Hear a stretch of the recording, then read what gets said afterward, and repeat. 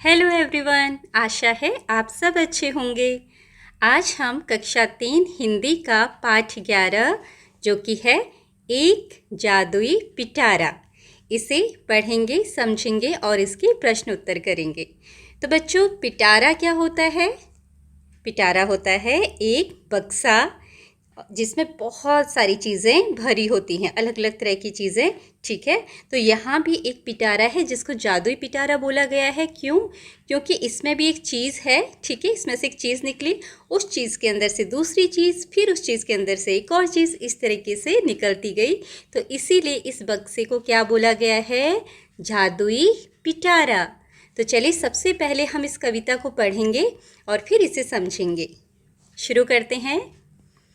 एक पिटारा हमने खोला, उसमें से निकला गप्पू गोला। गोले पर जब बांधी सुतली, लगा नाचने बन कठपुतली। कठपुतली ने गाड़े खूंट, उसमें निकले 900 ऊंट। उन ऊंटों पर हुई सवारी, मिली राह में एक सुपारी। उसी सुपारी को जब काटा, उसमें निकला 9 मन आटा। उस आटे पर नारियल फोड़ा, उसमें निकल पड़ा एक घोड़ा। घोड़े को जब एड़ लगाई, आसमान ले पहुंचा भाई। पाया वहां एक गुब्बारा, जिस पर छेद हुए थे 12। एक छेद पर था स्टेशन, जिस पर खड़ा हुआ था इंजन। उस इंजन को धोया ऐसे, उसमें निकल पड़े 2 भैंसे। भैंसे लाकर जोता खेत, नाज हुआ 1200 सेर। खा नाज हुए दीवाने, चले चाल बेहद मस्ताने। तो ये है एक छोटी सी प्यारी सी कविता, जादुई पिटारा।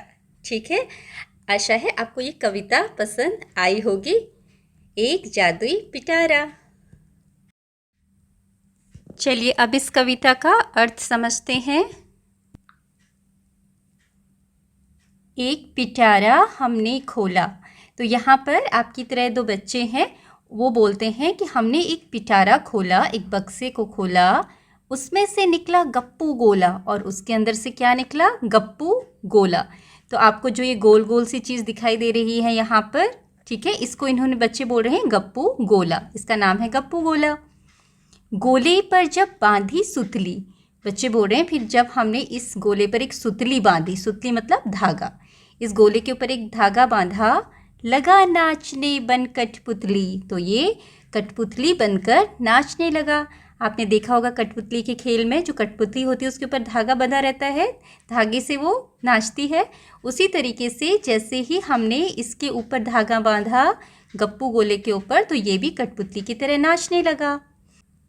कठपुतली ने गाड़े खूंट, उसमें निकले 900 ऊंट। उसके बाद इस कठपुतली ने, जो कि गप्पू गोला था, कठपुतली बनकर नाच रहा था, उसने क्या किया? एक खूंट को गाड़ा। खूंट होता है एक लकड़ी जिसे ज़मीन पर गाड़ा जाता है, जिस पर हम जानवरों को बांधते हैं। चलिए इसका चित्र देखते हैं। इस चित्र में देखिए बच्चों, ये एक भैंस है और इसको एक इस लकड़ी से बांधा हुआ है। इस लकड़ी को ज़मीन पर गाड़ा गया है और इस लकड़ी से ही भैंस को बांधा हुआ है। तो इसे हम क्या बोलते हैं? खूंट। ठीक है, इसको बोला जाता है खूंट। तो ऐसे ही इस कठपुतली ने एक खूंट को ज़मीन पर गाढ़ा। ठीक है, तो और उसमें से क्या निकले? 900 ऊंट। 900 मतलब 900 ऊंट निकल आए उस खूंट में से। ठीक है, उन ऊंटों पर हुई सवारी। फिर हमने उन ऊंटों पर सवारी की। मिली राह में एक सुपारी। राह मतलब रास्ता। रास्ते में उनको क्या मिली? एक सुपारी। सुपारी होती है खाने की चीज़। ये है सुपारी। बच्चों, ये है सुपारी। इस तरीके से होती है सुपारी और इसको आप काट दोगे, तो बीच से काट दोगे तो ये 2 भाग में अगर आपने बांटे तो अंदर से इस तरीके की दिखाई देती है। तो ये बहुत सारे पूजा पाठ में भी सुपारी इस्तेमाल होती है और ये खाने की चीज़ है। तो बच्चों को राह में, रास्ते में क्या मिली? सुपारी। उसी सुपारी को जब काटा, ये सुपारी थी और इसको जब काटा तो क्या हुआ आगे, उसमें निकला 9 मन आटा। उस सुपारी में से जब उस सुपारी को काटा गया तो उसमें से 9 मन आटा निकला। 9 मन आटा एक वजन है, हम नापते हैं ना, तो 1 मन का मतलब होता है 40 kg, 40 किलो। ठीक है, तो अब बताओ 9 मन का मतलब कितना होगा। थोड़ी बहुत मैथ्स तो आती है आप लोगों को, है ना। 1 मन मतलब 40 किलो, 40 kg। तो 9 मन निकालना तो क्या करोगे आप, 40 को 9 से मल्टीप्लाई कर दोगे तो कितना आएगा, 360 kg। तो इतना आटा उसमें से निकला। 9 मन मतलब 360 किलो। उस आटे पर नारियल फोड़ा। अब उस नारियल की आटे के ऊपर क्या फोड़ा, नारियल। उसमें निकल पड़ा एक घोड़ा। अब उसके अंदर से क्या निकला, एक घोड़ा। देखो ये है घोड़ा। घोड़े को जब एड़ लगाई, आसमान ले पहुंचा भाई। तो जब घोड़े को एड़ लगाई, एड़ लगाना मतलब उसकी लगाम को खींचा ताकि वो आगे बढ़े, तो वो कहाँ लेके पहुंच गया उनको, आसमान में। ठीक है, पाया वहाँ एक गुब्बारा। अब आसमान में उनको क्या मिला, एक गुब्बारा जिस पर छेद हुए थे 12। 12 मतलब 12, जिसको हम क्या बोलते हैं, 12। उसमें कितने छेद थे, 12। आप यहाँ गिन भी सकते हो, 1 2 3 4 5 6 7 8 9 10 11 12। 12 छेद हुए। एक छेद पर था स्टेशन। स्टेशन है रेलवे स्टेशन, ठीक है, जहाँ पर गाड़ियाँ रुकती हैं, रेलगाड़ी रुकती है। ये रेलवे स्टेशन है एक छेद पर, जिस पर खड़ा हुआ था इंजन।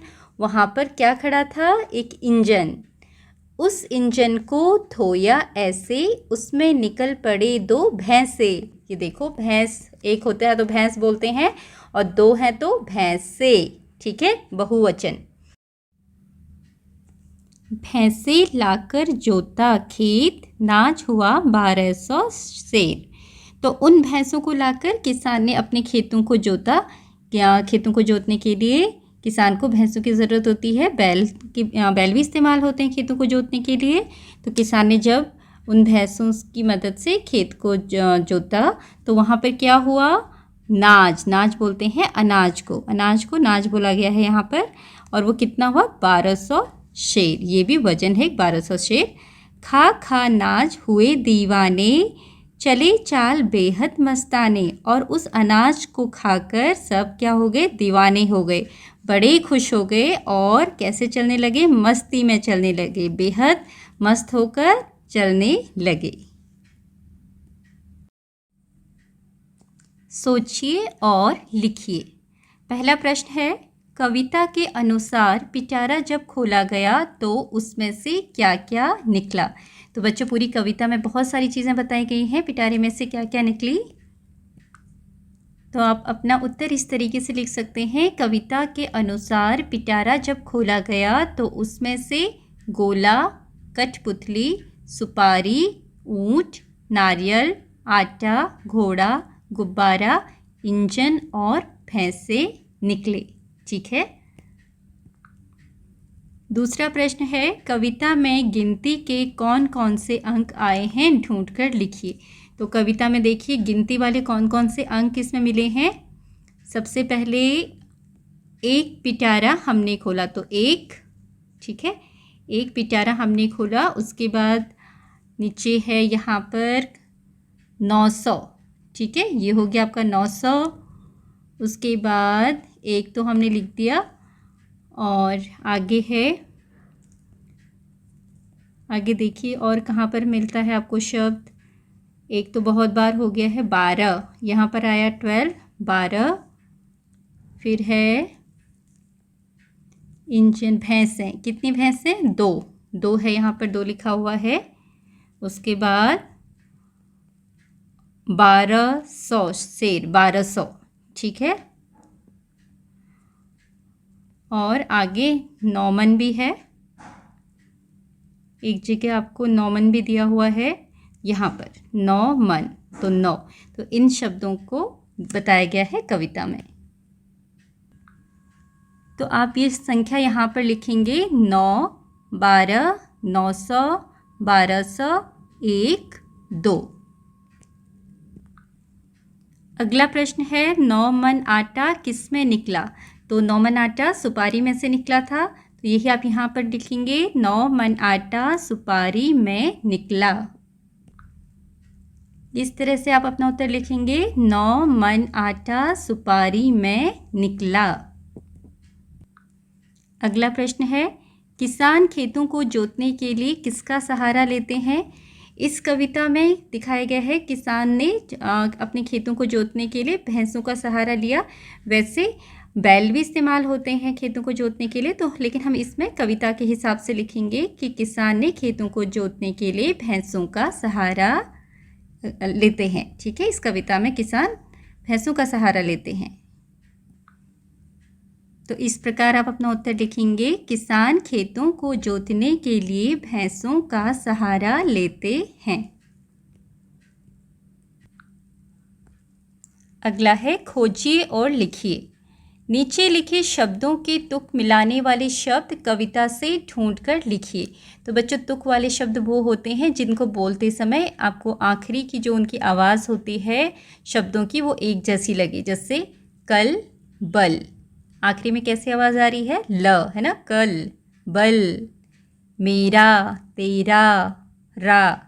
ऐसे ही अपनी कविता में ऐसे जो शब्द दिए हैं इनके तुक वाले शब्द ढूंढने हैं। खोला, क्या था वहाँ पर तुक वाला शब्द, गोला। खूट, ऊंट। सवारी, सुपारी। सुतली, कठपुतली, कठपुतली। ये आपने कविता से छांट कर लिखने हैं। अगला है जब एक हो तो गोला कहलाता है और अनेक हो तो गोले। ये बहुवचन है, गोला एक वचन, गोले बहुवचन। नीचे दिए गए शब्दों को भी एक से अधिक मानकर उनके लिए शब्द लिखिए। ठीक है, तो पिटारा क्या होगा अगला इसका बहुवचन, पिटारे, पिटारे। घोड़ा, घोड़े। भैंस, भैंसे। गुब्बारा, गुब्बारे।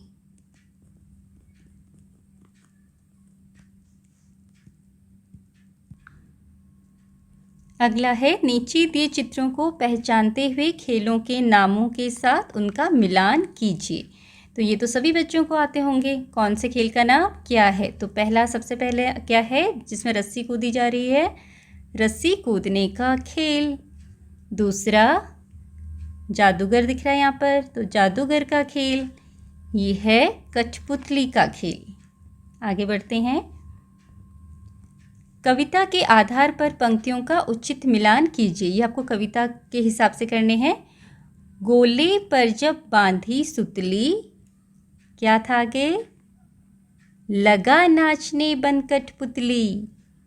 अगला एक पिटारा हमने खोला, उसमें से निकला गप्पू गोला। अगला उन ऊँटों पर हुई सवारी, मिली राह में एक सुपारी। घोड़े ने जब ऐन लगाई, आसमान ले पहुंचा भाई। ठीक है, इस तरीके से आप इसको मिलाएंगे। अगला है नीचे लिखे अक्षरों के क्रम को व्यवस्थित करके सही शब्द लिखिए। तो पहला दिया हुआ है ड़, आगे दिया हुआ है घो, पीछे दिया हुआ है ना, तो इसको सही करके आपने लिखना है। तो क्या बना, घोड़ा। ऐसे ही बाकी शब्दों को आपने सही करके लिखना है। तो क्या बनेगा, चाना लिखा हुआ है, नाचा, ना पहले चा बाद में, नाचा। पिटारा, निकला, निकला। गोला, गोला। आकाश, आकाश, आकाश। ठीक है, चलिए आगे देखते हैं। नीचे दिए गए चित्रों में रंग भरिए। यदि आपको इनमें से किसी की सवारी करने का अवसर मिले, अवसर मतलब मौका मिले, तो आप किसकी सवारी करना चाहेंगे, उसके बारे में 4-5 पंक्तियों में अपने विचार लिखिए।